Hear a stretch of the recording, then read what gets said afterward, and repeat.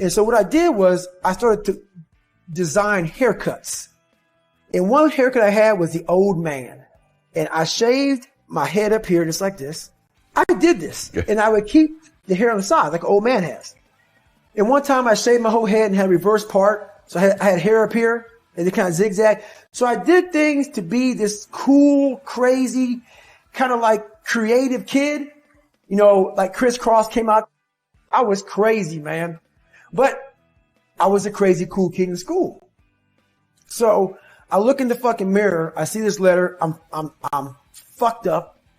And I'm like, you know what, man? No one is coming to help me. In this mirror, it wasn't my mom. It wasn't Principal Freeman. It wasn't my dad. It was me. Because wasn't nobody coming back to fucking help David Goggins. That was my mindset now. And so with my non-spelling ass, I started getting these sticky notes and writing, you're fucked up. And my mom wakes up like, what is wrong with you? I go, man, I have to change because I can't stay here. I can't. I looked at myself in the mirror and I was defeated. I go, look at myself. I'm like, who am I? So I'm defeated in this mirror and I'm like, okay, I'm changing. I said, Mom, can we please get a tutor? So we can only afford $15 a week for a tutor. So I have 4 hours a month. Okay. 4 hours a month. I had a 4th grade reading level, man. 4 hours a month for 6 months. That's all I had. So this tutor did one thing for me, very big. But basically, she saw that I was slow, very slow, and couldn't retain shit. And I think she was joking. She goes, you're going to have to write down everything 1,000 times for you to remember this.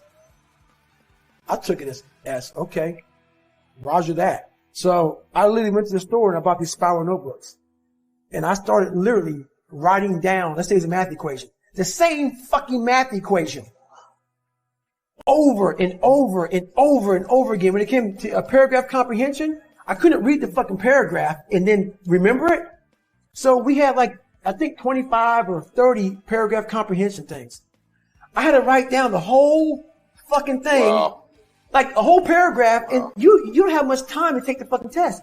But that's how I learned. So how I learned the Navy Dive Man, it was like 1,000 pages, Navy Dive Man. I got it a year in advance. And wrote the book out probably 14 times. Like the Boyle's Law, Child's Law, Gay-Lussac's Law, Dalton's Law, all these laws, but over and over, the whole manual. So it's not like, so now I've done it so many times I can go back in my mind and say, okay, page 71 was Boyle's Law. And I'm looking at it right now, and I remember writing it down so many times that it takes me to say, okay, I got it. And I can write it down almost verbatim so that's how I learn even to today. But the work ethic, people think I became this guy from running. No, I became this guy from fucking studying.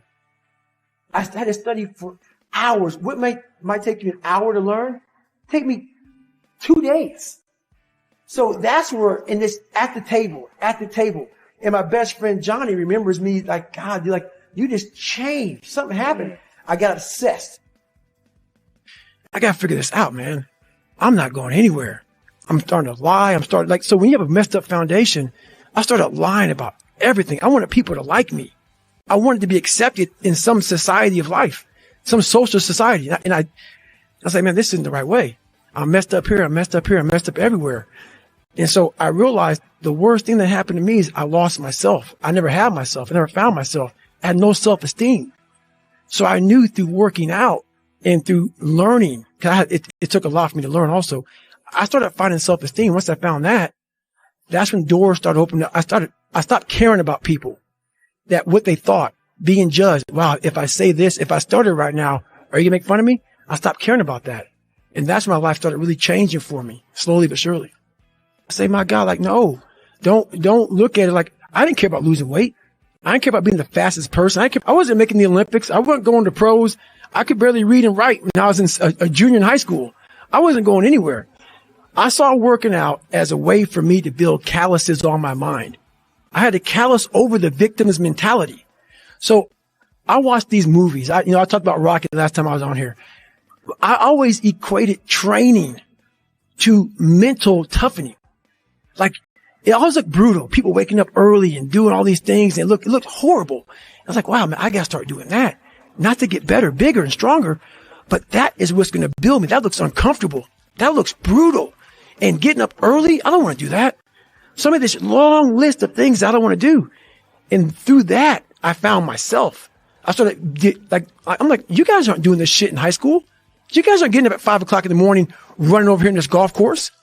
So I started seeing myself very differently than the average human being. I was like, hang on a second. I have something they don't have. And that's when I started to develop these things through working out. It was this great, never ending work ethic. And through work ethic, I developed self-esteem. This through discipline, through self-discipline, through repetition, through tons of repetition of the same thing that you don't want to do. And that's the key thing. Through repetition of things you don't want to do, you develop mental, like an armor for your mind. Start to armor your mind. Your mind's like, okay, we suffer every day. It's what we do. We do stuff that sucks every day. And that's how I started coming up. I just started being very uncomfortable. And now it's like just a way of life. Look, dude, I believe that everybody has a gift. Every single human out there listening right now, you have a gift. The thing that you have working against you is you have all these other people now, right? 30 years ago, 20 years ago, we didn't have Instagram. We couldn't watch people and emulate them. We sort of had to learn our own little craft as we went. All right. But now we get to see what everybody's doing. And our tendency as humans is to emulate the style or the personality or the way that someone speaks or the way they do their content and all these different things. But here's the thing that you don't understand is that by doing this, you are actually keeping yourself from becoming great, because the most that you could ever be when you do these things is a watered down, lesser version of what someone else is doing. All right. And how do you know that your own style and your own way of doing things, that you would develop little by little by little, if you would just take little risks, isn't going to be greater than all of those things that you watch? Okay. You cannot be great being a lesser version of what already exists. You can only be great when you execute against your own potential and do your own development. And that means getting up there and looking like a clown. And it means taking little bitty steps forward every single opportunity you get. No one comes out and is just great at business or great at athletics or great at science or great at speaking. It doesn't fucking happen, man. The first speech I ever gave, I remember it, dude. There were 6 fucking people there. All right. And I had a piece of paper and I'm reading the notes and I was shaking. I was freaking the fuck out. There's 6 people. 6. That's where I started, man. So like, this isn't a gift. It only seems like a gift because I worked so hard and so long to develop it. And you guys have to do the same thing if you want to be great. If you want to be good and you want to be effective and you want to be, not great, you just want to be good, then yeah, dude, take someone else's style, emulate everything they do. Clearly it might work, but if you want to be great, if you want to be one of the best that's ever fucking lived at what you do, you have to understand that it's about developing our own skills. It's about developing our own style. It's about developing our own swagger. It's about developing our own selves. And we don't do that when we constantly look at other people and admire them or look at them for an example or steal their shit like so popular out there right these days. So if you want to be great, guys, you have to put in the work. You have to put in the talent. It's not that everybody doesn't have the potential. Everybody has the potential. It's just they're not developing it because there's too much distraction out that we didn't have 20 years ago. So when I'm coming up, dude, I don't have people to look at. We didn't have the internet. We didn't have social media. We didn't have all these things. We had books.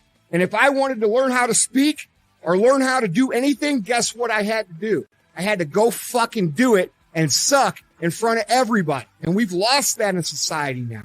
Everybody wants to be a lesser version of something else. And guys, I'm telling you, you can't win long term doing that. My whole life. I mean, I don't know if people believe in God or what. I don't care what you believe in. There's been this unrelenting voice in my head. We all have this voice. It's the right or wrong voice. And a lot of times that voice guides us into comfort. And my voice guided me into comfort a lot. But I have this other voice I heard my whole life saying, hey, motherfucker, what are you doing? Nah, man, we got to go over here. We got to go over here to that rock pile over in the fucking corner where nobody's at. That's where victory's at.